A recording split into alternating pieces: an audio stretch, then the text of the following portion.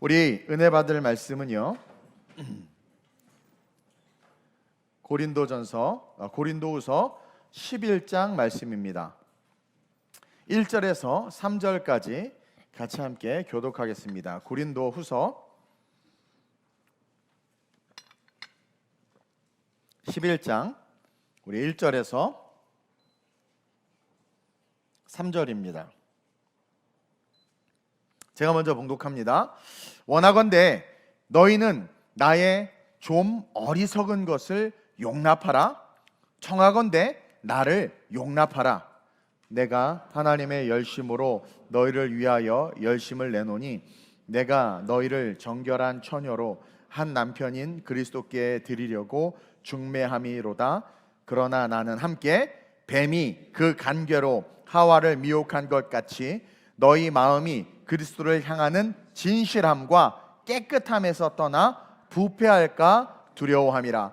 그리스도를 향하는, 그렇죠? 예수 그리스도를 향하는 진실함과 깨끗함에서 떠나 부패시키는 게 뭐예요? 사단의 일이다.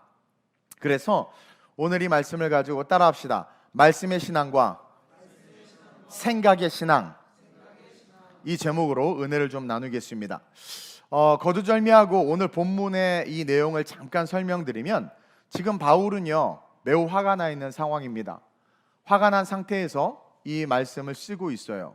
왜 화가 났냐면, 당시 고린도 교회에 들어와 있는 거짓 사도들과 그들로 말미암은 거짓 복음 때문에 고린도 교회 성도들이 무너지고 있는 현실을 목격했고 그것을 보고 있기 때문인 거예요.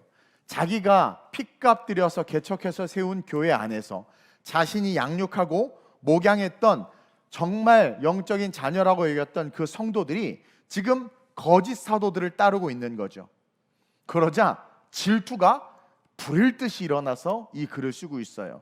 오늘이 행과 행, 자간과 자간 속에는 바울이 얼마나 지금 질투를 하고 있는지 잘 나와 있습니다. 바울은 그것을 2절에 나와 있는 하나님의 열심이라는 단어로 우리가 깨달을 수 있도록 기록해 놓은 거예요. 한번 볼까요? 2절에 보니까 내가 하나님의 열심으로 너희를 위하여 열심을 낸다.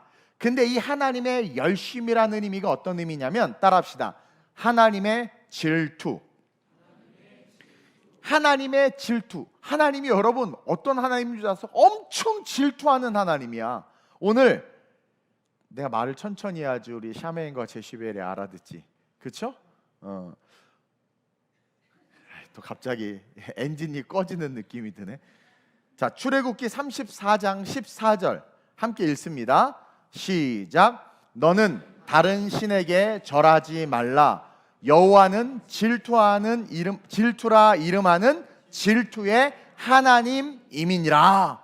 분명하게 기록해 놓고 있어요. 하나님이 너 다른 신에게 절하지 마. 이것은 뭐냐면 다른 복음을 따르지 마. 다른 것에 생명이 있고 천국이 있다고 속지 마. 나는 질투라 이름하는 질투의 하나님이라. 그래서 그 질투 때문에 열심을 내신 거예요. 그 질투 때문에 어떤 열심을 내셨어요? 독생자를 이 땅에 보낸 거예요. 그 질투 때문에. 그 질투 때문에 너무 열심을 내셔서 예수님을 죽이신 겁니다. 그래서 여러분 10계명의 1계명부터 5계명까지의 대신계명의 내용을 보면 철저하게 하나님이 우리를 얼마나 질투하고 있는지 그 하나님의 모습이 담겨 있는 거예요. 나 외에 다른 신을 내게 두지 말라. 이것은 다른 말로 표현하면 엄청나게 하나님 우리를 질투하는 거, 하나님이 우리를 너무 사랑한다라는 극단적인 다른 표현인 거죠. 미치도록 하나님 우리를 사랑한다라는 거예요. 그래서 바울은 자신이 세우고 양육한 교회와 성도를 향해서 질투심이 폭발한 거예요. 이건 다른 말로 말하면 거짓 사도를 따르는 고린도 교회의 교인들을 보면서 너무나 화가 난 거죠. 내가 어떻게 너네들을 사랑하는데, 내가 너희 이 교회를 어떻게 세웠고, 내가 너희들을 어떻게 양육했는데 지금 거짓 복음을 향해서 저렇게 달려가냐 이거예요. 그러면서 내가 하나님의 열심이라는 고상한 단어를 끌어왔지만, 바울이 보통 똑똑한 사람입니까? 깨달으라는 거예요. 내가 그 하나님의 열심이 어떠한 일을 했느냐, 인카네이션, 하나님의 그 열심이 어떠한 일을 했느냐, Holy Spirit come down here, 하나님이 어떤 그 질투 때문에 열심을 했네. 예수를 죽였단 말이에요. 이 성경을 주셨단 말이에요. 그것처럼 내가 열심으로 모든 것을 배설물로 여기고 그리스도라는 지식만을 가장 고상하게 여기며 너에게 복음을 전하고 생명을 전했는데 지금 너네 뭐 하고 있냐라는 거예요. 오늘날 바울이 이 시대에 살아서 돌아온다면 그런 일은 없겠지만 한국교회를 향해서 아마 엄청나게 질타를 하면서 개혁교회라고 말하는 한국교회 너희들이 다시 개혁되어지지 아니하면 너희들은 캐톨릭과 별반 다를 바 없이 쇠퇴해져가는 초라한 교회라 칭할 수 없는 지옥의 불쏘시개가 될 것이다 라고 아마 사도 바울은 말했을 것 같아요. 어쨌든 그렇게 자기가 양육하고 세운 교회 그 성도들 향해서 질투심이 폭발해가지고 1절에 뭐라고 표현하냐면 나의 어리석음을 용납하라. 이건 뭐냐면 지금 바울이 어리석은 짓을 하려고 하는 거예요. 어리석은 짓을 왜? 이 질투, 그러니까 이 눈이 멀어버린 이 고린도 교회 성도들 때문에 질투심이 복받쳐서 그들에게 딱 얘기하는 거예요. 지금 야, 내가 지금부터 어리석은 일을 할 건데 나의 어리석음을 용납하라 말하면서 뭐라고 이야기하고 있냐면 자기 자랑을 막 하기 시작하는 거야. 자기 자랑을. 왜냐하면 고린도 성도들이 왜 거짓 사도들을 따랐냐면 고린도후서 10장 7절에 기록해놨어요. 한번 읽어볼까요? 시작. 너희는 외모만 보는도다. 만일 사람이 자기가 그리스도에게 속한 줄을 믿을진데 자기가 그리스도에게 속한 것 같이 우리도 그러한 줄을 자기 속으로 다시 생각할 것이라. 이게 뭐냐면 여기서는 이제 외모가 좋은 옷을 입고 잘생긴 것도 말하지만 쉽게 말해서 잘난 사람들. 그래도 제가 그렇게 못생기지는 않지 않았습니까? 고맙다. 너 곡 잘 썼더라. 갑자기 이름이 또 생각이 안 나네. 이름 뭐지? 윤성이. 우리 윤성이가요 엘리더스 후원해 주잖아요. 작곡해서 이번에 두 번째 나오는 음반은 우리 엘리더스가 자작곡 음반이야. 놀렐루야. 어쨌든 이게요 잘생기고 키 크고 멋있고 의사야, 정치인이야, CEO야, 어머 사모님이셔, 어머 막 그거에 쏠려가지고 그들의 내면에 그리스도가 있는지 없는지가 중요하지 않은 거예요. 저렇게 잘 사는 거 보니까, 저렇게 잘생긴 거 보니까. 나는 이번에 신방을 갔는데 그 서준이를 보고 부러웠어. 너무 잘생겨가지고 애가 조금 컸더니 너무 애가 그처럼 부러워하고 막 너무 저거는 저렇게 잘생긴 거는, 저렇게 부자가 된 건, 저렇게 영향력이 있는 사람이 된 건 하나님이 복 주신 거야. 하나님이 축복해서 그런 거야. 그러면서 그들이 갖고 있는 왁구에 그냥 다 쏠려가 버리는 거예요. 그러니까 바울이 뚜껑이 열려서 야 내가 어리석은 일을 좀 할게. 내 얘기 좀 들어볼래? 나 가말리알 문화생의 그 1등이 수석이었어. 그리고 3개국어 능통하고 나 로마 시민권도 갖고 있어. 헬라어, 히브리어까지. 그리고 모든 언어에 능통할 뿐만 아니라 지식과 학문을 따라올 자가 없어. 내가 꿀리는 거 하나, 외모밖에 없어. 근데 그들이 외모를 쫓은 게 그 외모가 얼굴이 아니거든요. 가진 것들이거든요. 사실 바울은요 여러분 유대 사회에서 탑리더입니다. 0.1%에 속한 사람이에요. 근데 그걸 배설물처럼 여기 내려놨거든요. 그랬더니 이것들이 자기네 담임 목사가 얼마나 위대한지는 모르고 거짓 선지자들 쫓아가니까 내가 어리석은 일을 좀 할게. 그 이야기를 한 거예요. 그러면서 외모, 보여지는 모습에 현혹되어 그리스도를 잃어버린 그들에게 내가 얼마나 화려한 사람인지를 역설적으로 이야기하면서 그게 내가 어리석은 것이다. 뭐예요? 니네 어리석은 삶을 추구하고 있는 거야. 어리석은 짓을 하고 있는 거야. 너무 자기 자랑하는 자들에게 현혹이 되니까. 그렇죠? 내 얘기 좀 들어봐. 내 어리석은 일을 할 건데 내 얘기 좀 들어봐 하면서 그게 얼마나 어처구니 없는지를 이야기하는 거죠. 내가 허름하고 헌신하며 가난하게 다니니까 별 볼 일 없는 사돈 줄 아나 본데 나 죽은 자 살렸어. 내 기도 귀신 떠나갔잖아. 설교할 때 사람들 다 뒤집어졌어. 나는 예수님이 12 제자들처럼 예수님하고 같이 밥 먹고 잠자고 돌아다니진 않았지만 12 사도들이 나한테 벌벌 떨어. 이해해요? 그만큼 바울이요 엄청나게 그렇게 자랑할 것이 많음에도 불구하고 예수에게 미쳐가지고 떨어진 신발 신고 다니고, 그리고 뭐예요? 그냥 맨날 가난하게 다니고 선교 여행하면서 연보 받아다가 또 가난한 게 막 나눠주고 하면서, 그러니까 무슨 그 현금 수송 차량 직원인 줄 알아. 그리고 무슨 그냥 동네 지나가는 아저씨인 줄 아는 거예요. 허름하고 막. 그러니까 나는 너무 있어 보여가지고 우리 지방에서 후원도 안 해줬다고 그랬잖아요. 여러분들만 나를 좀 남루하게 보지만 어쨌든 밖에 나가면 있어 보이는 남자예요. 그런 거예요. 그러면서 1절에 용납하라 그러면서 자기가 올바른 사도다, 진짜 사도다. 내 사도적 권위는 무엇으로부터 나오느냐? 외모로부터 나오는 것 아니다. 내 사도적 권위는 내 안에 있는 예수 그리스도로부터 나오는 것이다. 그것을 쭉 설명하고 있는 거예요. 그러면서 자신이 그렇게 누구보다도 자랑할 것이, 여러분 바울은요 자랑할 것이 너무나도 많은 사람입니다. 근데 그렇게 많음에도 불구하고 다 배설물처럼 여기고 다 버려버리고 그렇게 남루하고 초라하게 다니면서 길거리에서 노숙하면서 헌신하면서 섬긴 것은, 오직 그리스도만을 전한 것은 바로 너희들을 예수에게 중매하기 위함이었다. 2절 하반절입니다. 시작. 내가 너희를 정결한 처녀로 한 남편인 그리스도께 드리려고 중매함이로다. 인생에서 가장 중요한 가치를 발견했기 때문에, 그 가장 중요한 가치인 예수 그리스도와 연합하여 영원한 영생을 누리는 삶이 가장 중요하기 때문에 나의 모든 걸 버려버리고 나 그것에 미쳤던 거다. 근데 너희들 그 구원을 받고 났더니 이제 예수 알고 복음 알고 구원받고 삶이 잘 풀리고 잘 되니까 어느 순간 세상 사람들이 추구하는 거 다 쫓아가. 우리도 주 5일째니까 뭐예요?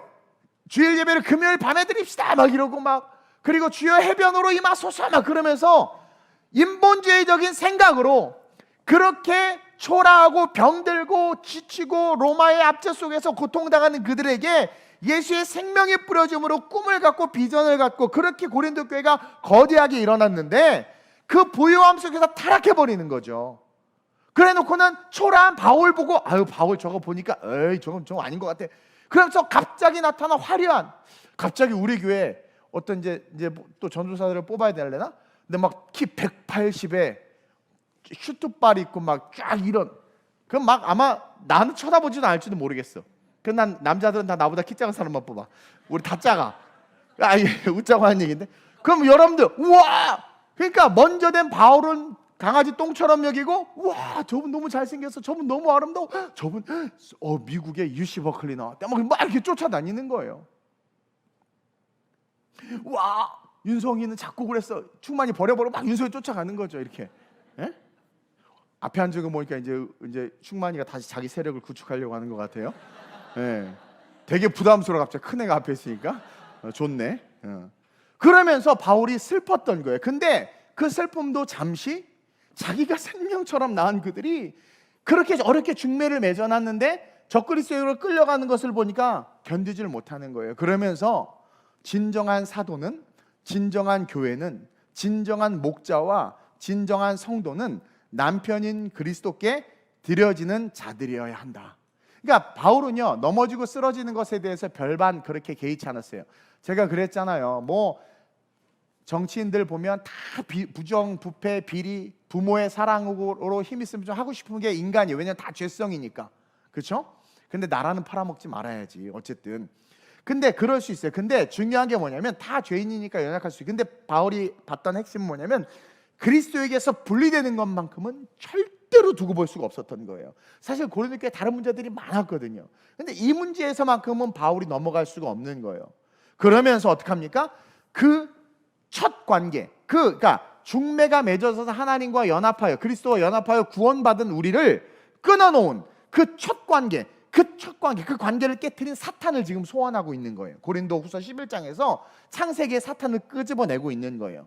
자, 3절입니다. 창세기 오늘 본문 3절 시작. 뱀이 그 관계로 하와를 미혹한 것 같이 너희 마음이 그리스도를 향하는 진실함과 깨끗함에서 떠나 부패할까 두려워. 창세기 때는 사탄이 하늘에서 떨어져서 뱀에게 들어가서 그 뱀이 인류의 시초인 하와를 미혹한 것처럼 지금은 어떻게 돼? 그 사탄이 거짓 사도들에게로 들어가서 거짓 사도들을 교회로 보내서 우리를 지금 미혹하고 있다.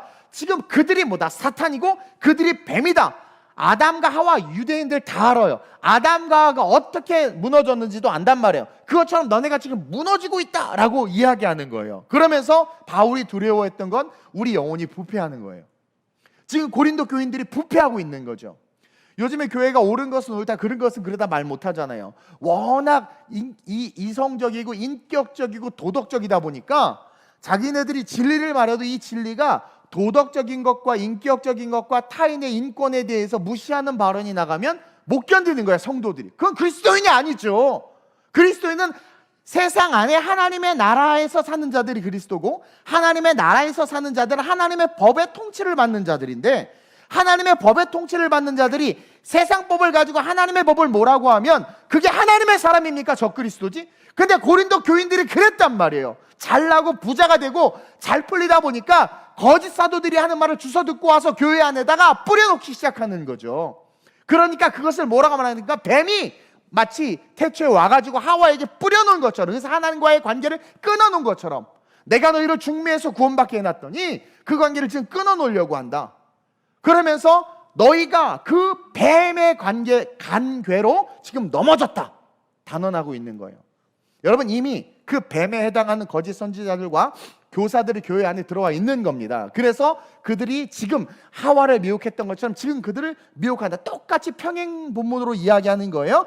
근데 이 미혹한다라는 본문의 의미가 무슨 의미냐면, 미혹하다라는 단어가 완전히 속이고 있다라는 거예요. 그러니까 이리 와, 이게 아니라 속인다라는 의미예요. 미혹을 자꾸 일로 와 일로 하는데 가지도 않아. 얼굴 봐봐. 그게 아니야. 미혹은 속인다라는 뜻이에요. 그러면서 이 본문에, 오늘 본문의 행과 자가는 우리에게 말씀의 신앙과 생각의 신앙에 대해서 네 스스로를 돌아보아 묵상하라고 말을 걸어오고 있는 거예요. 제가 그 음성을 듣고 여러분들이 지금 이야기해 주는 거예요. 그러면서 첫째로 시작.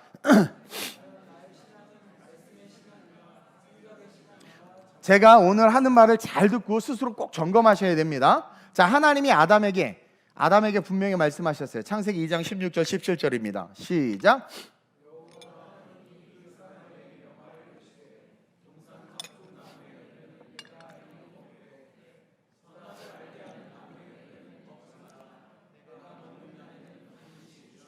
이거를 그냥 우리는 너무 익숙하고 자주 들어서 그냥 넘어가는데, 제가 이것의 단어의 의미를 하나하나 설명해 드리도록 하겠습니다. 이 2장 16절에서 17절의 핵심 키워드는 첫 번째로 임의로 먹되예요. 임의로 먹되. 읽어볼까요? 제가 써놨죠. 시작.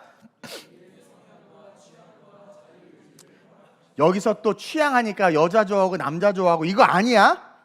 모든 과실은요, 인간의 뭡니까? 생존을 위한 먹거리죠.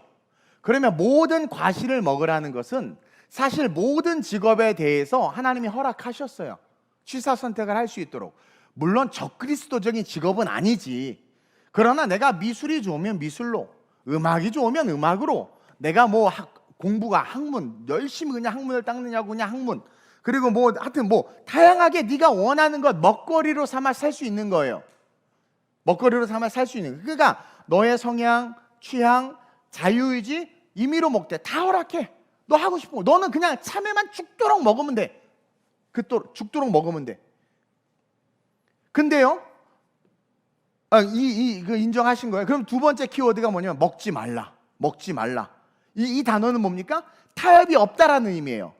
딜을 할 수 없다는 절대자의 명령이에요. 자, 동산 각종 나무 열매 내가 임의로 먹되, 너 자유의지를 가지고 먹고 싶은 거, 네가 하고 싶은 일, 네가 먹거리로 삼고 싶은 일, 하고 싶은 뭐 사업, 직장 마음대로 해. 이게 뭐예요? 내 입을 넓게 열라 내가 채우리라. 믿음은 바라는 것들이 실상이에요.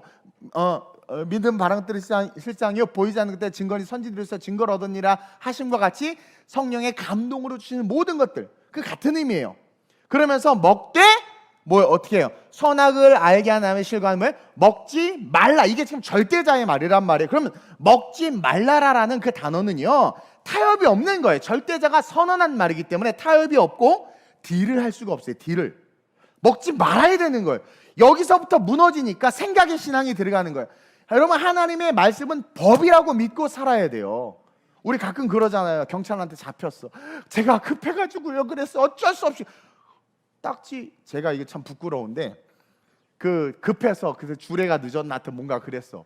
그래가지고 막 버스 정차를 달린 거야.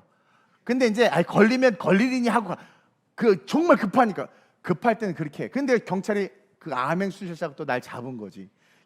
그래서 끌려갔어. 그랬더니 내가 이제 사정을 얘기했어. 제가 정말 급해서 근데 한 번만 봐달라 했더니 난 그 경찰의 말에 인사이트를 받고 충격을 받았어. 당신은 진짜 뭐라고 말해? 진짜 급하면 이렇게 구걸 안 한대. 또 구걸이라는 말을 했어 나한테. 구걸을 안 한대. 그냥 딱지 끊어주세요 하고 가버린다는 거야. 진짜 급하면. 그러니까 끊을 생각을 하고 버스를 차로를 타고 안 걸리면 땡큐, 걸려도 빨리 끊어라, 난 간다. 일단 끊었으니까 계속 가는 거야. 나 돈 내니까. 근데 나는 그 바빠 자꾸 핑계를 대니까 진짜 바쁜 사람은 그냥 간다는 거야. 내가 그거 놀랬잖아. 봐봐요. 내가 아무리 제발 내가 바쁘고 어쩌고 주례도 늦으면 걔 나 평생 원수가 되고 막 얘기를 해도 타협 불가야. 법이야, 법. 그 시간에 그 차로에 들어갈 수 없고 들어가면 벌금 내야 돼. 이게 먹지 말라예요. 이해됩니까? 그러니까 어떠한 변명, 어떠한 뭐 상황 환경을 아무리 해도 딜을 할 수가 없는 절대자의 명령인 걸 잊지 말아야 돼요. 그래서 하나님의 말씀은 곧 법이라는 거예요. 그러면서 마지막 뭐래요? 반드시 죽으리라. 읽어볼까요? 시작. 역시 타협이 없고 딜을 할 수 없으며 변명이 통하지 않는 완전한 결과예요. 이것을 in the beginning, 태초에 딱 뿌리 박아. 인간의 인류의 시작점, 아담 인류의 시작점에 아예 못을 딱 박아버린 거예요. 나 너희들의 개성과 자유 존중해. 니네들이 하고 싶고 원하는 거 꿈을 이루어. 뭐든지 해도 돼. 그러나 선악을 알게 하신 걸 먹지 마. 하나님의 말씀은 법이야. 그게요 제가 어쩌고 다 그거는 용납이 안 되는 거예요. 그러면서 그렇게 했을 때는 결과는 바뀌지 않아. 그냥 죽어야 돼. 이게 원칙입니다. 프린시플이에요. 그래서 기독교는 프린시플 리더십을 가져야 돼요. 그래야 세상의 쓰나미에서 이 교회를 지킬 수 있고 구원을 지킬 수 있는 거예요. 이 프린시플 리더십이 너무나도 중요합니다. 근데 이 프린시플 리더십이 없는 거죠. 원칙 중심의 리더십이 그때그때 달라요 리더십으로 바뀌는 거야. 그때그때 달라요로 어떻게 통역하나 모르겠지만 그때그때 달라요로 바뀌어버리니까 교회가 무너지는 거예요. 그러면서 근데 어느 날 이렇게 딱 하나님의 선언이 있었어요. 근데 그러던 어느 날 이사야서에서 잠깐 커튼 뒤의 내용을 보여줬죠. 천상에서의 모습을. 마귀가 떨어졌어요. 떨어진 사단이 열받아가지고 어떻게 할까 하다가 뱀에게 들어가서 하나님이 가장 사랑하는 인간에게 다가가서 하와를 미혹합니다. 여기서의 미혹이 만약에 이리 와 이거였으면은 그렇죠, 넌닝구 있고 막 유혹했을 텐데 미혹이 아니라 속인다라는 의미라고 그랬어요. 하와에게 들어가 속여요. 그래서 이야기를 하잖아요. 근데 앞에서 이야기했지만 완전히 속이는데 창세기 3장 1절에서 3절이에요. 시작. 그런데 뱀은 여호와 하나님이 지으신 들짐승 중에 가장 간교하니라. 뱀이 여자에게 물어 이르되 하나님이 참으로 너희에게 동산 모든 나무의 열매를 먹지 말라 하시더냐? 여자가 뱀에게 말하되 동산 나무의 열매를 우리가 먹을 수 있으나 동산 중앙에 있는 나무의 열매는 하나님의 말씀에 너희는 먹지도 말고 만지지도 말라 너희가 죽을까 하는. 여기 여러분들의 모습이 보이지 않아요? 뭔가 말이 많잖아요. 여러분들 항상 말이 많잖아. 핑계가 엄청 많잖아. 여러분들의 모습이 안 보여요? 왜 외면하지? 보이죠? 근데 이 본문도 마찬가지로 많은 내용이 기록되어 있지만 핵심 키워드 몇 가지가 있어요. 첫 번째가 먹지 말라 하시더냐. 이게 미혹의 시작점이야. 우리를 속이는 그 속임의 시작점이 먹지 말라 하시더냐. 근데 하나님 뭐라 그랬어요? 먹으라 그랬죠? 먹지 말라 하시더냐의 어감이 뭡니까? 취향과 선택과 자유의지를 부인시켜요. 무의식 속에. 그러니까 하나님이 다 하라고 한 것을 할 수 없는 것처럼 느껴지게 만들어요. 그래서 하나님을 왜곡해서 보게 해요. 왜 그러잖아요. 교회 다니면 하고 싶은 것도 못해. 죄송해요? 등신. 하고 싶은 게 할 수 있는 게 얼마나 많은데. 그치? 승주야, 교회 다니면 교회 다니면 주일날 놀러도 못 가. 결혼도 한 번밖에 못 해. 그리고 뭐 술집도 못 가, 나 이렇게 머리가 안 돌아. 나 세상 걸 잘 몰라. 그렇죠? 막 하여튼 막 거짓말도 막 그러잖아. 그러면서 싫어해. 바보지. 교회 다니면 좋은 게 뭐가 얼마나 많아요. 첫째는 구원받고 내 모든 수고와 무거운 짐이 내려놔지고 새로운 세상 속에 새로운 세상이 보여지고 그 기쁨 여러분들 알잖아요. 하나님과의 교제 속에. 그러니까 그것들을 벌써 그것 때문에 그렇게 쉴드를 쳐버리는 거란 말입니다. 하와에게서 먹지 말라 하시더냐? 그러니까 갑자기 다 먹으라고 그랬는데 먹지 말라 하시더냐? 속임의 시작이 시작되는 거예요. 그러니까 하나님을 왜곡되게 보이게 해요, 사단은. 그래서 한국 교회를 세상이요 교회를 왜곡되게 보이게 하고, 이번에 코로나 때가 피크였죠. 그러면서 여러 모양으로 왜곡되게. 자 보세요. 노동자들이 데모하는 거는 시민들이 딱 봤을 때 그래도 그래 노동자들이 힘드니까 그래 사용자들이 너무 많은 임금도 착취하고 좀 줘야 돼. 그러면서 막 노동자 데모를 예전에는 그래도 좀 이렇게 봐주는 척 했어요. 근데 요즘은 노동자 데모 다 싫어하더만. 왜? 겁나 귀족 노조인 거 알고 막 그러니까.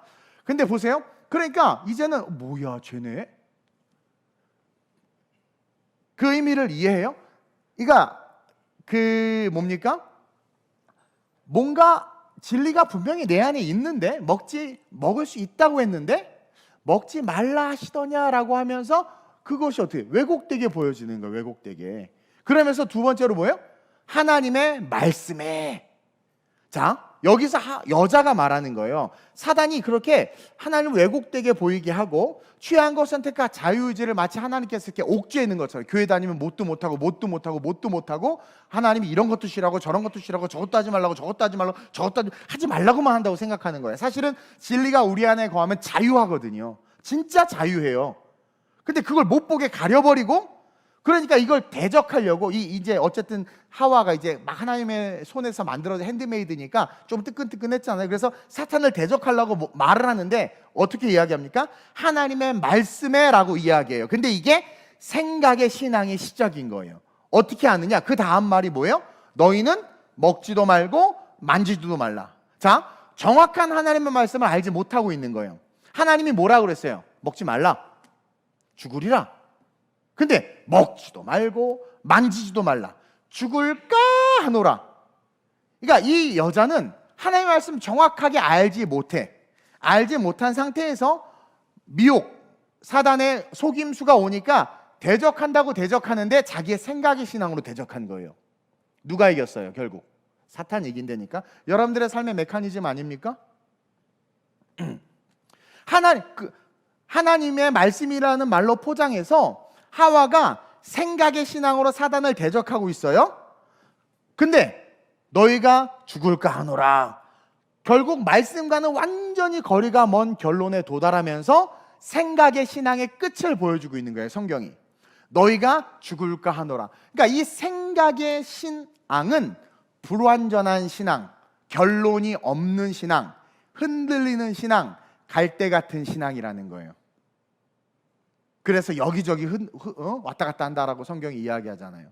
그래서 죽을까 하노라. 하나님 말씀하시기를 하면서 죽을까 하노라. 결국 생각의 신앙의 끝은 어느 순간 하나님과 완전히 반대편에서는 지옥의 신앙이 되어버린다는 것을 성경이 보여주고 있는 거예요. 그걸 알아야 돼요. 그리고 그럴 때 나타나는 가장 무서운 결과가 바로 사탄의 개입.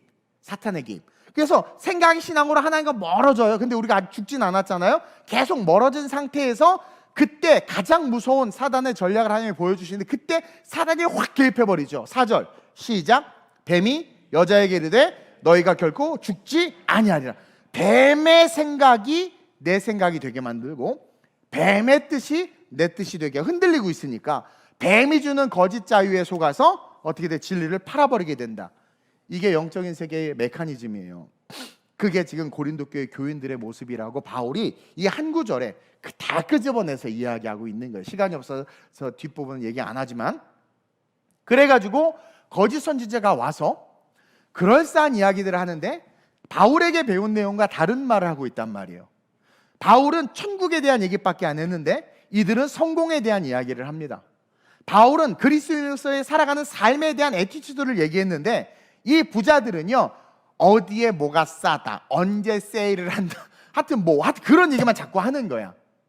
근데 사람들이 이쪽으로 쏠려가고 있는 거죠. 그것을 미혹된다, 속아 넘어간다라는 거예요. 그래서 결국 그들이 그 뜻을 쫓아갈 때 마귀가 어떻게 고린도 교회 성도를 쳐버린 거죠. 죽지 않아. 거기에도 구원이 있다. 모든 종교에 구원이 있다. 동성애자도 하나님이 창조하셨다. AI로 설교해도 괜찮다. 영혼이 없는 기계가, 그렇죠? 데이터베이스에 있는 내용을 초합해서 이야기하는 걸 하나님의 호흡을 가진, 루아를 가진 하나님의 사람 듣고 있다라는 것 자체가 여러분 얼마나 이게 어처구니 없는 짓입니까? 근데 그게 맞대는 거야. 아우 꼴보기 싫은 목사님도 안 보이고 그냥 영상으로만 보니까 좋다 막 그러면서. 사람은요, person to person, 인격과 인격으로서의 교제가 있을 때 사람입니다. 그게. 그래서 그 지금 고린도 교회의 모습을 보여주고 있고, 여러분 가룟 유다가 이 메커니즘에 완전히 걸려 넘어간 거예요. 가룟 유다가 뱀의 뜻이 자기 뜻이 돼버렸잖아요, 결국. 그리고 그것이 카톨릭의 교권이었고, 카톨릭도 그것에 넘어가서 그렇게 됐고, 그게 면죄부였단 말이에요. 결국 결론은 죽지 아니하리라 라는 사단이 주는 거짓 복음이 우리를 지배해버리니까 어떻게 됩니까? 죄 지으면서도 하나님이 나를 사랑한다고 믿어버리는 거고, 하나님의 말씀을 대적하는 거예요. 교회를 막 대적하는데 목사한테 막 들이받아. 근데도 내가 의롭다, 내가 의로워. 요번에는 장로 임직식이 있는데 제가 못 가요, 선교 때문에. 근데 가서 장로 어느 교회 이제 임직식하는데 장로님이 소감 말하니까 하나님이 저를 목사를 견제하고 성도들을 지키라고 장로로 세워주셨습니다. 미친 거죠. 네. 또 어떤 교회는 장로님한테 찍히면 잘린대. 그래서 부교역자들이 힘 있는 장로님한테 막 이래서 지문이 없대. 지문이. 그게 교회입니까? 그러니까 죽지 아니하리라는 사탄의 복음이 내 안에 들어와 있어서 어떻게 돼요? 생각의 신앙이 진리가 되어버리는 거예요. 그래서 내 생각에는 장로는 그런 역할을 하는 거고, 내 생각에 목사가 잘못했어, 내 생각에 교회는 이래야 돼, 내 생각에 교회도 민주주의가 돼야 돼, 내 생각에 저건 아니지, 자꾸 이렇게 돼버리는 거예요. 그래서 감히 하나님의 말씀과 교회를 향해서 그럴 수 있느냐? 죽지 아니하리라라는 거짓 복음이 확 들어와. 난 안 죽는다는 거야. 하나님 그래도 날 사랑하신다는 잘못된 교리와 신앙이 확 들어와 버린 거예요. 그게 미혹받다예요. 미혹받다. 사단의 성경에 나오는 삶이 자신의 삶이 되어버린 거죠. 사단의 삶이 자기의 인생이 되어버린 거예요. 그래서 우리에게는 그 어떤 것보다도 이 하나님의 말씀을 정확하게 잘 아는 것이 중요합니다.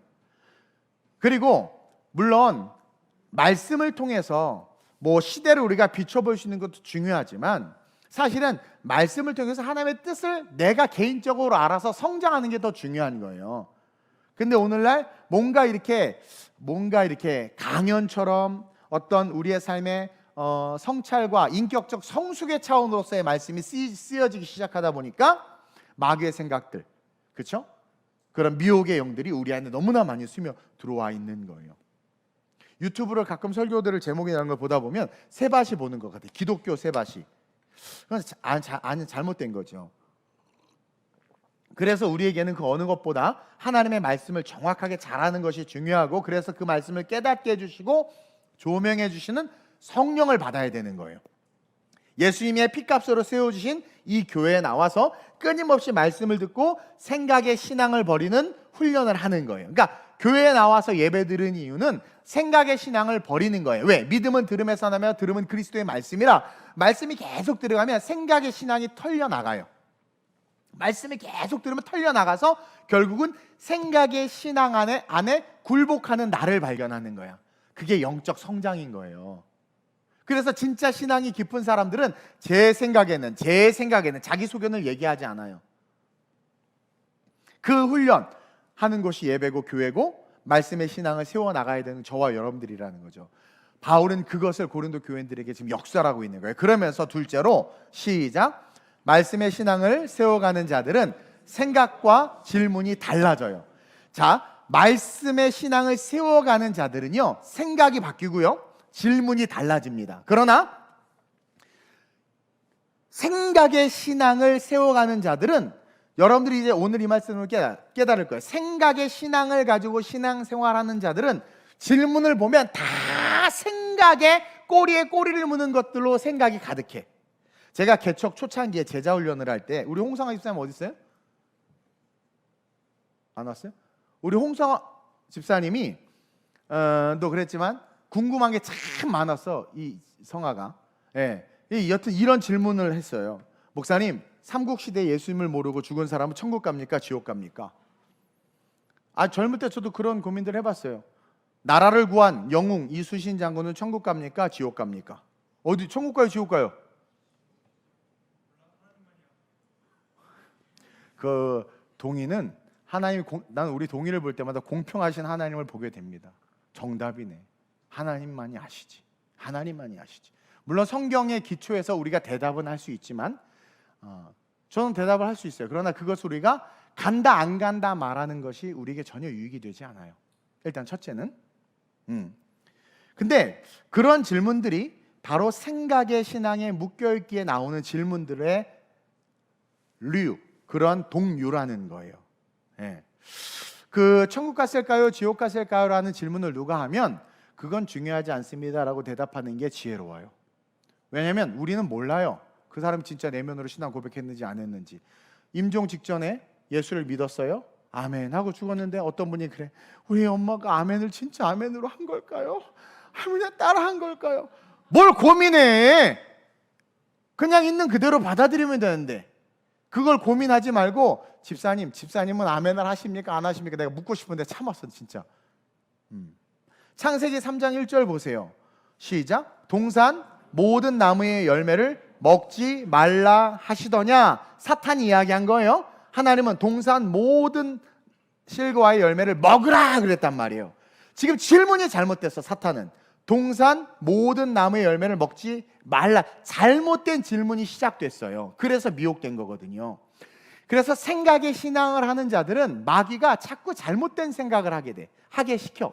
그리고 잘못된 질문을 자꾸 해. 교회도 보면 잘못된 질문을 하는 친구들이 많아요. 제가 청년 때 제자 훈련하면서 많이 힘들었어요. 여기 엄청나게 많아요. 지금 되게 거룩한 척하고 집사인 척하고 이렇게 앉아있지만, 집도 샀지만 물론 어쨌든 앉아있지만 옛날에 웃기지도 않은 질문들 많이 했어요.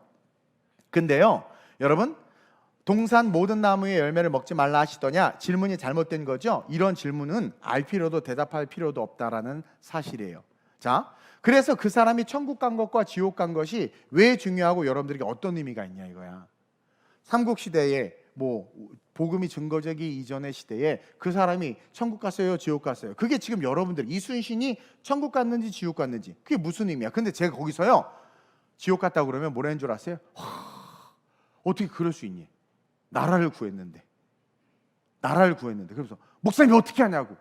혹시 이순신이 또 어디서 주워 들은 건 있어가지고 하나님이 일반 계시와 특별 계시를 통해서 자신을 계시하셨단 말이에요. 누구든지 피조물은 하나님을 알 수 있도록 계시하셨단 말이에요. 그래서 예전에 수련회 때 그 강화대 가서 누워있는데 별이 너무 많아. 그거 딱 보고 와, 하나님 계시는구나. 그 친구는 일반 계시 속에 살아 계시는 하나님을 경험한 거예요. 어떤 분은 와, 외계인이 있구나. 이거는 미친놈이죠, 그렇죠? 예. 그것처럼 일반 계시 속에서 이순신 장군이 하나님을 느꼈다면 천국 가는 거 아닙니까? 그래서 배운 애들이 무서워. 그래서 천국 간다 그러면 역시 우리 목사님 짱이야. 역시 내 생각이 맞았어. 이게 생각의 신앙을 가진 자들의 특징이에요. 지옥 간다고 하면 불편한 거야. 왜냐면 이미 자기가 어떤 생각, 답을 갖고 있거든요. 그래서 왜 지옥 간다고 그래? 목사님 어떻게 그렇게 판단할 수 있어? 잘못되었다고 생각하고 교회를 떠나거나 막 저를 대적하는 거지. 예전에 그런 애들이 있었어요. 여러분, 근데 그게 본질이에요, 여러분? 비본질이에요. 마귀는 그런 식으로 항상 비본질로 우리를 건드려요. 그로 말미암아 우리를 미혹, 완전히 속이는 겁니다. 고린도 교인들은요, 부자의 좋은 옷 입고 유명하면 하나님이 복을 주시고 사랑한다고 생각한 거예요. 본질은 뭡니까? 과연 내가 천국에 갈 수 있을까? 이걸 고민해야 되잖아요. 나의 신앙은 천국 가는 신앙인가? 지옥 가는 신앙인가? 이순신이 중요한 게 아니라 내가 중요한 거거든요. 그러니까 이순신이 천국 갔다 지옥 갔다 그거 답을 해서 뭐 할 건데, 알아서 뭘 할 건데, 지금 내 삶이 천국 갈 수 있는 삶인가, 내가 천국을 향해서 걸어가고 있는가, 내 신앙은 올바른가를 고민하는 게 그게 뭐예요? 그게 성경적이고 올바른 신앙, 말씀의 신앙인 것이고, 생각의 신앙은 뭐예요? 비본질에 꽂혀서 그거에 대한 답을 얻으려고 하는 거예요. 근데 답을 얻으려고 하는 이미 답이 내 안에 있어요. 마귀가 죽지 아니하리라 그걸 넣어놓은 거예요. 그걸 모르는 거예요, 그 사람은. 그래서 그 답을 갖고 있는 상태에서 물어보는데 올바른 말을 해줘요? 안 받아들여. 그게 뭡니까? 생각의 신앙을 소유한 자들이라는 거예요. 근데 말씀의 신앙을 소유한 자들은 말씀으로 딱 깨우쳐주면 깨닫는다라는 거죠. 그래서 여러분들 이 본질과 비본질의 싸움이 이 시대의 싸움이라니까요. 지금 보세요. 뉴스나 이런 거 보세요. 악이 선인 것 같고 선이 악인 것 같고 악한 자를 지키는 것이 되게 의로워 보이고 막 의협심 있고 막 똘똘 뭉치는 것 같고 막 온갖 회색지대 아노미 시대가 되어버렸잖아요. 옳고 그름이 혼재한 시대가 되어버렸잖아요. 근데 하나님의 법은 분명합니다. 하나님은 옳은 것은 옳고 그른 것은 그른 거예요. 이해합니까? 아니 내가 좋아하는 사람을 지지하는 게 맞아요? 나라의 미래를 보고 내가 싫어도 건설적이고 비전을 가진 자들을 지지하는 게 맞아요? 그럼 그렇게 하세요. 그리고 그 질문이 내 영혼 구원과 영적 성장에 도움이 되는지 안 되는지를 분별해야 돼. 그건 엄청 따지면서 그럼 나는 이게 본질이야. 그래서 바울이 내가 죄인 중에 괴수다. 내가 남은 구원하고 도리어 내가 버림받을까 두려워한다. 이게 참 신앙이란 말이에요. 그러니까 바울은 완전히 본질에 사로잡혀 있어요. 그게 뭐냐면 내가 쟤도 구원하고 쟤도 제 신앙생활 보니까 구원받을 것 같은데 저들을 구원했으니까 나는 따봉 구원이지 이게 아니라 근데 나는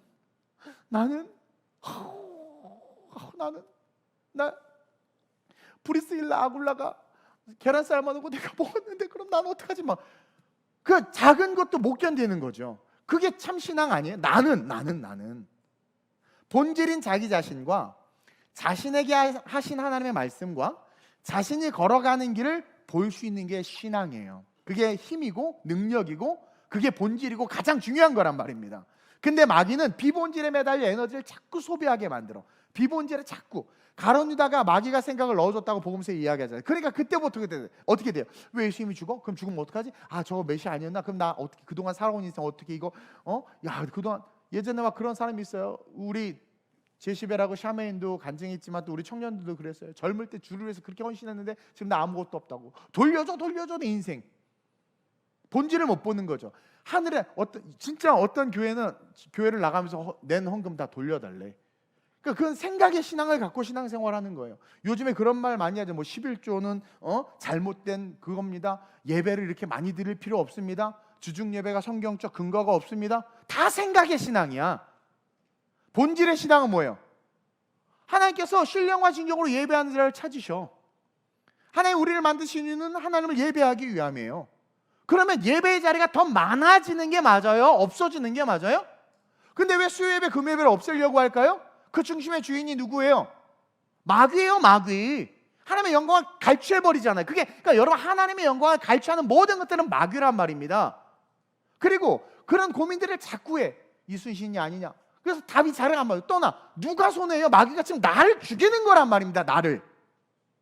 그래서 비본질에 매달려 있는 자들, 생각의 신앙에 매달려 있는 자들은 엉뚱한 에너지를 많이 소비해. 그러면서 정작 자기 자신도 구원을 잃어버리게 되는 거죠. 근데 신앙이 깊어지면 알아요. 예수 그리스도를 고백하면 천국 가는 거죠, 여러분. 예수 그리스도 고백하면 천국 가는 거예요. 그러니까 그때 사람 어때 사람 다 필요 없어. 만약에 그 고민을 했다면 바울이나 이 당시 때 막 그 사람들이 가만히 있었겠습니까? 그러니까 그런 질문을 하면 하나님만이 아신다. 그리고 구원은 예수를 그리스도라 고백하는 자들이면 무조건 구원받아. 근데 우리 순신이 형님이 고백했는지 안 했는지 나는 몰라. 그리고 그것이 지금 내가 신앙생활하는데 아무 도움이 안 돼. 구원 받았으면 어땠고 안 받았으면 어때? 그게 중요한 것이 지금 오늘 나는 이 말씀대로 살고 있느냐 살지 않느냐 이게 더 중요하다. 그러면서 여러분 그 나사로와 부자 이야기가요, 여러분 얼마나 풍성한 말씀인 줄 아세요? 거기에 모든 게 다 들어있어요. 할 말이 너무 많아요. 너무나 많은 것을 담고 있어. 나사로가 그 천국 간 사실에 대해서. 나사로가 천국 간 사실. 거지였잖아요. 거지. 그가 천국 갔단 말이에요. 이게 얼마나 우리의 세상적 세계관을 깨는 얘기인 줄 아십니까? 거지가 천국 갔다니까요. 앞뒤 아무것도 없어. 그러니 우리는 판단할 수 없는 거예요. 중요한 건 나는 말씀대로 살고 있는가, 그렇지 못한가를 보는 영적인 시선이 필요하다. 그래서 바울은요, 고린도 교인들이 그 시선이 회복되기를 원해서 이를 위해서 간절히 중보하면서 말하는 게, 내가 너희를 중매하고 있다. 지금 다시 하나님과 연결시키려고 하고 있다. 그들의 잘못된 연결을 하나님에게로 이끌고 있다는 거예요. 그러면서 지금 옳고 그름의 문제를 헷갈려하는 너희들아, 복음의 본질로 돌아오라는 거죠. 오늘날 지금 대한민국뿐만 아니라 전 세계적으로 나타나는 현상이 정의, 공의, 진리가 사라지고 있어요. 근데 그거 아세요? 여러분, 정의, 공의, 뭐 진리는 하나님 그 자체니까 진리니까 빼고, 정의, 여러분들이 말하는 justice, 정의와 공의, 여러분 이게 하나님의 속성이라는 거 아세요? 인간이 쓰는 정의, 공의의 근원이 하나님이에요. 하나님. 잠언 21장 3절입니다. 시작. 공의와 정의를 행하는 것은 제사 드리는 것보다 여호와께서 기쁘게 여기시느니라. 여러분, 제사를 하나님께서 가장 기뻐하시는데 그 제사 드리는 것보다 뭐예요? 공의와 정의를 행하는 것. 그러니까 이 공의와 정의의 근원이 하나님이라는 거예요. 따라서 우리는 이 시대에 정의와 공의를 말해야 되는 거예요. 후스가 불에 타서 죽으면서, 얀 후스가 종교개혁자, 체코의 종교개혁자죠. 루터보다 100년 전 사람이에요. 그가 죽으면서 그 제자들과 그 시대의 상황 속에서 뭐라고 말했냐면, 시대가 어떠하든 누가 뭐라고 말하든 상황이 어떠하든 너희는 항상 진리를 말하고 진리를 행하고 진리를 사랑하라고. 그러면서 다시 와닿는 거죠. 후스는 정말 하나님을 알았구나. 혼돈한 이 시대 속에서 정의가 무엇인지를 분명히 아는 것, 공의가 무엇인지를 분명히 아는 것, 그래서 그 정의와 공의가 곧 진리라는 것을 알았기 때문에 그 악한 시대 속에서 아무리 너희의 목에 칼이 들어와도 진리를 말하고 진리로 행하고 그 진리만 사랑하라. 그래서 후스를 불에 태워 죽일 때 후스가 그랬잖아요. 후스가 거위라는 뜻이에요. 체코어로 거위, 꽥꽥, 덕이라는. 어제 덕 먹었는데 덕. 이게 거위하고 오리하고 다른데 어쨌든 it's my mistake. 그 거위라는 뜻인데요, 체코어로. 그가 불에 타 죽으면서 은유적으로 표현한 거예요. 너희는 지금 거위 한 마리를 태워 죽이지만 100년 후에는 100조가 나타날 것이다. 후스는 아무것도 몰랐을 거예요. 근데 자기를 낮춘 거죠. 사실 후스의 영향력이 대단했거든요. 엄청난 사람이에요. 근데 나는 사라지지만 나보다 더 위대한 사람이 나타날 거야. 그래서 그걸 100조로 표현했거든요. 근데 딱 100년 후에 누가 나타났어요? 마틴 루터가 나타난 거죠. 루터가 나타나가지고 종교개혁을 완성시켜 버린 거예요. 이후에 제빙글로부터 쭉쭉쭉 해서 지금 이 개혁교회가 탄생한 거 아닙니까? 그러니까 여러분, 진리와 공의는 계속해서 흘러갑니다. 누구도 막을 수가 없습니다. 사탄은 그것을 막으려고 별짓을 다 합니다. 생각이 향할 온갖 것으로 불어넣어줍니다. 때때로는 성경의 어떠한 단어가 너무 궁금해서 미치게도 만들어요. 물론 그것을 풀어주면 너무 좋겠지만 그것에 사탄은 오히려 그래서 묶기에도 되는 거예요. 그래서 유대인들이, 아니 모세는 이혼할 때 이렇게 증서를 써주고 이혼하라고 그랬어. 그리고 내가 결혼을 했어. 첫째 와이프가 살다가 죽어서 첫째 와이프를 둘째 동생이 아내로 맞아요. 그게 유대의 법이에요. 둘째가 죽으면 셋째 동생이 첫째 둘째 형수를 아내로 맞아. 그럼 천국 갔을 때 그 아내들은 누구의 아내가 됩니까? 거기에 꽂히는 거예요. 그러니까 예수님이 그런 질문 하잖아요. 그러니까 예수님을 해. 천국은 장가들지 않는다. 말라는 거예요. 아니 누구에게 장가드느냐 또 그래. 어떤 나한테, 목사님 천국 가면 뭐 먹나요? 화장실이 있을까요? 내가 그래서 마데카소를 솔솔 발라서 새살이 돋아서 화장실 안 가. 내가 막 우스갯소리로 오늘 별 얘기를 다 하네. 하여튼 쓸데없는 거에 꽂혀가지고. 그리고 여러분, 제가 계시록 나중에 이야기했지만 천국에 대해서 엄청나게 말해줄 것 같잖아요. 마지막에 22장 보면. 근데요, 천국은요 그냥 보석 얘기하다 끝나. 그냥 보석 얘기하다 끝나. 그냥 화려한 걸로 끝나. 만약에 여기서 조금만 뭔가 썼잖아요. 그 사람 거기에 꽂혀가지고 막 미칠걸? 그래서 완전히 은폐시키셨지만 너무나 아름다운 곳임을 우리에게 보여주시는 것.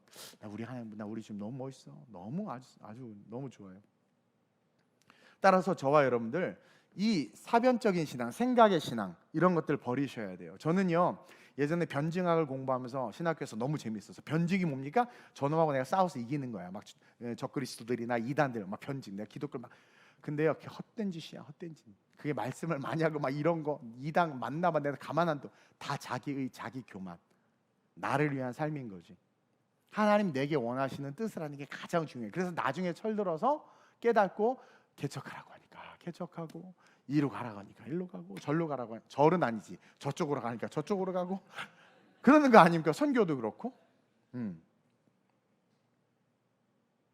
이번에 그 GMF 우리 중창팀 유럽 사역을 제가 캔슬 시켜버렸어요. 제가 아무리 기도해도 내 마음에 하나님께서 기쁨을 안 주시는 거예요. 인간적인 생각은요, 독일 교회 부흥시켜야 되고 해야 되는데, 그래서 새벽에 고민하다가 우리 이승은 가사님한테 카톡을 쳤어.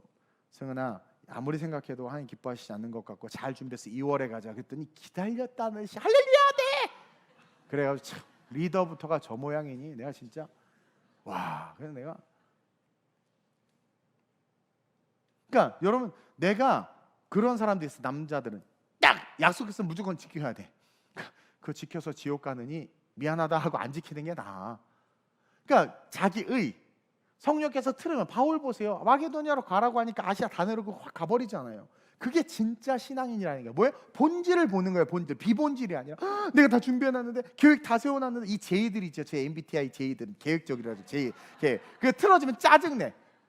내가요, 내 잔다르크 형을 보고 감동받은 게 한 가지 있어요. 거기서 보니까 가계부를 상상으로 쓴대. 와, 딱 나야. 와, 진짜 나 거기서 너무 은혜를 받았어. 나는 성령 충만함으로 선교 때 회개를 신경 안 쓴 줄 알았더니 내 성향이 그런가 봐요. 물론 또 그걸 추종하고 믿는 건 아니야. 우리 사모님이 그 MBTI 그 자격이 있으신 분이에요. 하여튼 그거. 근데 우리 하지도 않죠. 했으면 내가 벌써 시켰겠지. 그냥 재미로 보면 돼, 재미로. 근데 어쨌든 맞는 게 없지 않아 있어요.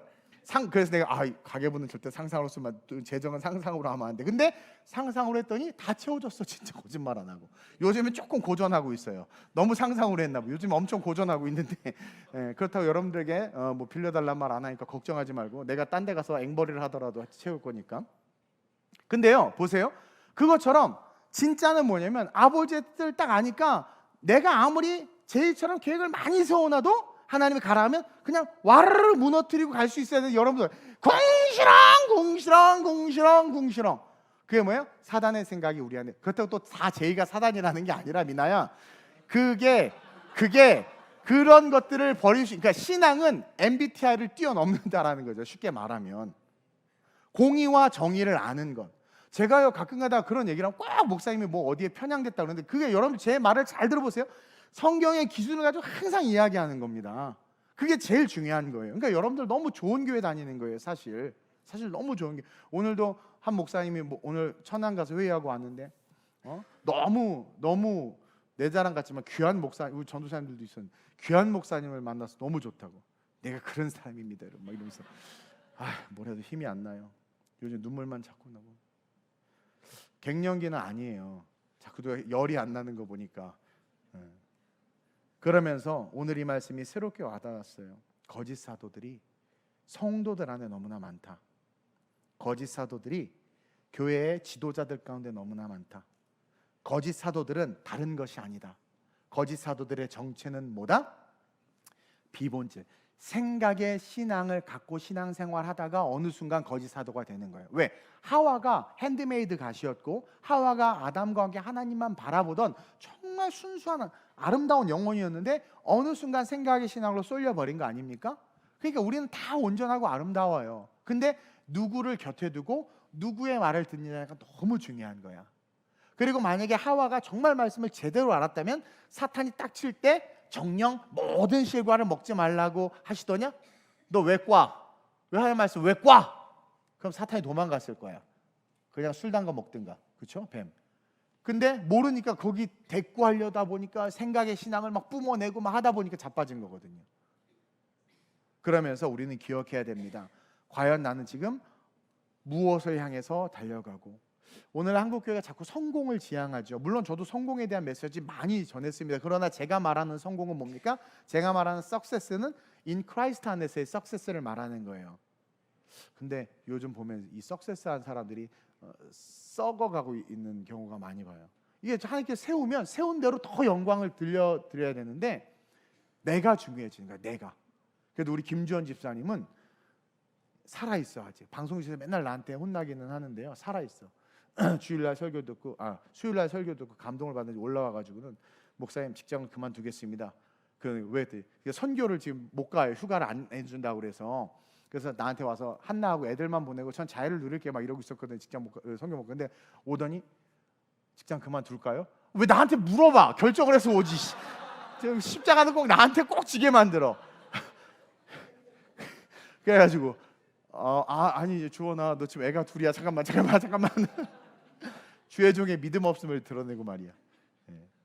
어쨌든 그 얼마나 이쁩니까? 반응을 하잖아요. 반응을 그만두겠다. 근데 옛날에 그렇게 진짜 해서 학교에서 계속해서 어렸을 때부터 집사 이게 다 정말 복을 주셨어요.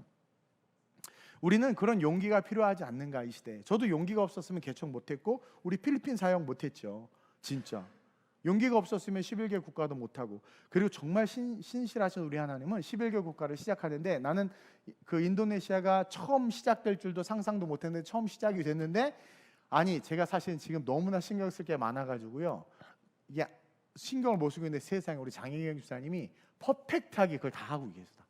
와, 우리 또 멤버들도 짱이야.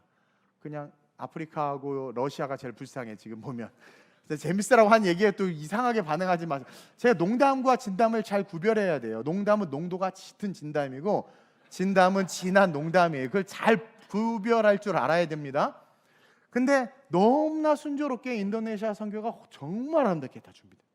와, 근데 그래서 역시 하나님은 돕는 자를 예비하시는구나. 그리고 보세요. 교회가 이렇게 흘러오면서 개척 때 교회를 헌신하며 세웠던 자들, 여러분 예루살렘 성전이 이스라엘의 1성전, 2성전, 3성전이 있어요. 1성전은 예루살렘 성전, 2성전은 재건된 성전, 3성전은 헤롯이 지은 성전인데, 이 성전들 그때마다 하나님께서 세운 자들이 다 달라요. 그렇게 서가는 거야. 근데 또 이번에 3세대 3성전을 짓는 그 성전 보수팀이 세워져 가지고 또 멋있게 이렇게 꾸미고 있죠. 그러니까 뭐든지 끊임없이 계속 걸어가는 거예요. 이렇게 하나님의 영광을 위해서. 그러면서 이 모든 것이 주의 영광을 위해서 이 얼마나 아름답습니까? 그러니까 예비된 자들을 계속해서 세워 가시는 거예요. 그래서 그들과 함께 계속해서 영원한 천국을 위해서 달려나가는 거죠. 그게 정말 멋진 삶 아닙니까? 그러니까 저는요, 여러분들이 비본질적인 질문들, 비본질적인 생각들, 비본질적인 것을 벗어버리고 본질의 신앙, 그러니까 생각의 신앙이 아니라 말씀의 신앙. 그래서 큐티가 너무 중요하다. 큐티 설교 다시 들어보시고, 큐티가 너무 중요하다. 이제 큐티 책 나오면 우리 교회 큐티처럼 큐티 하시면서 말씀의 신앙으로 여러분들의 선호도의 모든 정치경의 사회문화 다 버려버리고 말씀의 신앙으로 걸어가는 그런 마지막 이 시대의 참 성도들 되시길 주님의 이름으로 축원드립니다. 오랜만에 제가 기분이 좋아서 웃긴 얘기들을 좀 해서 죄송한데, 결론적으로 말하면 여러분, 지금은 정의와 공의가 굽어지는 시대입니다. 이 시대 속에서 하나님이 원하는 것은 말씀의 신앙을 세워가는 자들을 찾고 계시고 그들을 원하신다라는 거예요. 고린도 교회가 처음에는 좋았는데 부흥하다 보니까 타락했죠. 우리 교회도 처음엔 너무 좋았는데 이거 부흥이라고 하면 부흥이고 아니라고 하면 아니에요. 왜냐하면 우리 교회를 보고 너무 작다고 하는 분도 있어요. 나 그분들을 볼 때마다 놀라요. 또 너무 크다고 하는 분들 보고도 놀라요. 다 놀라. 큰 교회가 얼마나 많은데 우리 교회가 큰가, 작은 교회가 얼마나 많은데 우리 교회가 작나. 그러니까 진리가 아니야. 그거는 진리는 뭐예요? 본질은 뭐예요? 하나님이 함께하는 교회예요, 우리 교회는. 그래서 이 우리 교회는 말씀이 중심이 되는 교회예요. 그래서 부흥하든 쇠퇴하든 상관없이 하나님의 말씀의 신앙을 세워가는 교회가 되어야 하고, 그러기 위해서는 뭡니까? 생각의 신앙을 버릴 수 있어야 돼요. 그래서 나는 과연 내 생각의 신앙으로 목사님에게 대적하고 성령님에게 대적하고 하고 있지는 않는가? 그냥 순종이 제일 중요해요. 순종. 아니, 제가 여러 번 얘기하잖아요. 하인에게 아구까지 물을 채워서 갖다 떠줘. 할 말이 엄청나게 많잖아요. 그렇죠? 근데 첫째, 종이어서 말을 못했지. 우리 하나님의 종이에요, 아니에요? 종이지. 근데 우리 왜 이렇게 말이 많아? 뭐 좀 이렇게 하자. 근데 어쩌고 저쩌고 설교 좀 해. 어쩌고 저쩌고 못하고요. 갑자기 시키면 어떡합니까? 어쩌고 저쩌고 어쩌고요. 근데 성경은 뭐예요? 그냥 떠서 갖다 줘. 네. 그럴 때 물이 변해서 포도. 그러니까 생각의 신앙을 버린 자들은요, 순종을 할 수 있어요. 생각의 신앙을 버린 자들은 그러니까 제가 시스템이든 뭐든 자꾸 생각의 신앙을 가진 자들은요, 이유와 핑계와 변명이 너무 많아. 해내려는 의지가 없어요. 그 하나님의 나라, 저는 젊을 때부터 그랬어요. 그 하나님의 영광을 위해서 해내야 되고 다른 사람 하면 내가 해요. 막 밤새 공부해서 하고 막 진짜 막. 근데 그런 영성들이 안 보이니까 마음이 힘들어지는 거죠. 오늘 이 찬양과 함께 우리가 기도할 때 우리의 모든 생각의 신앙이 불타 없어지고 판단과 정죄의 신앙이 불타 없어지고 온전히 말씀의 신앙으로 일어나서 하나님의 예수와 중매맺은 그 관계, 천국의 백성으로서의 관계, 그 관계가 영원하시길 축원드립니다. 말씀 앞에서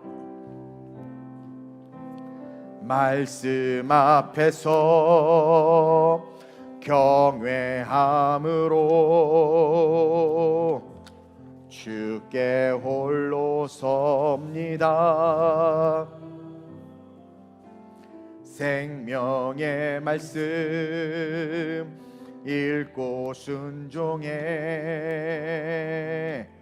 주를 예배합니다. 보세요. 기록된 말씀 힘이 있어서 진리로 우릴 거룩해 하며 거룩한 말씀 세세 영원히 복음이 되어 말씀하시네.